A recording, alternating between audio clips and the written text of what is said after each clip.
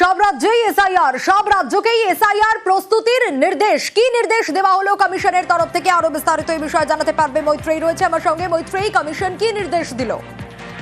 দেখো, সূত্র মারফত আমরা যেটা জানতে পারছি যে আজকের যে সমস্ত সিইওদের নিয়ে যে বৈঠক, সেই বৈঠকে সিইসি জ্ঞানেশ কুমার তিনি সমস্ত রাজ্যের সিইওদের নির্দেশ দেন যে 30শে সেপ্টেম্বরের মধ্যে এসআইআর এর প্রস্তুতি শেষ করতে হবে এবং তার তরফ থেকে এটাও জানানো হয় যে অক্টোবরের যে কোনো সময় এসআইআর শুরু হবে। তার শিডিউল অবশ্য আগামী দিনে জানিয়ে দেওয়া হবে রাজ্যগুলোকে। তবে প্রস্তুতি 30শে সেপ্টেম্বরের মধ্যে শেষ করার নির্দেশ দেওয়া হয়েছে সমস্ত রাজ্যের সিইওকে। বেশ মৈত্রেয়ী।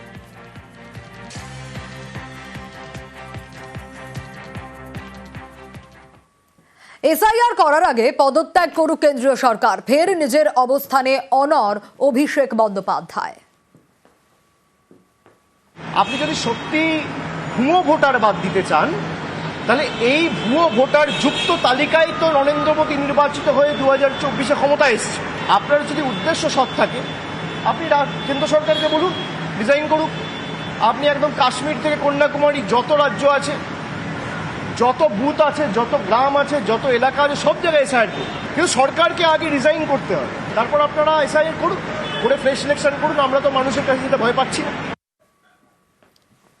ভোটাধিকার না থাকলে এনআরসির চক্রান্ত, ভোটার তালিকায় নাম তুলে নিতে বললেন মুখ্যমন্ত্রী। আধার কার্ড যাদের নেই, আমি বলবো ডিএমকে দুয়ারে সরকার করে আধার কার্ড যাদের নেই তাদের আধার কার্ডটা করিয়ে দাও। তা নাহলে আপনার ভোটাধিকার না থাকলে আপনাকে এনআরসি করে দেবে আর বদমাইশি করবে। আমি এদের বিশ্বাস করি না। তাই আধার কার্ডটা নিজের করে রাখবেন। আর ভোটার লিস্টে নিজের নাম আছে কিনা এখন দেখলে হবে না, আগামী 6 মাস 7 মাস পর্যন্ত দেখতে হবে।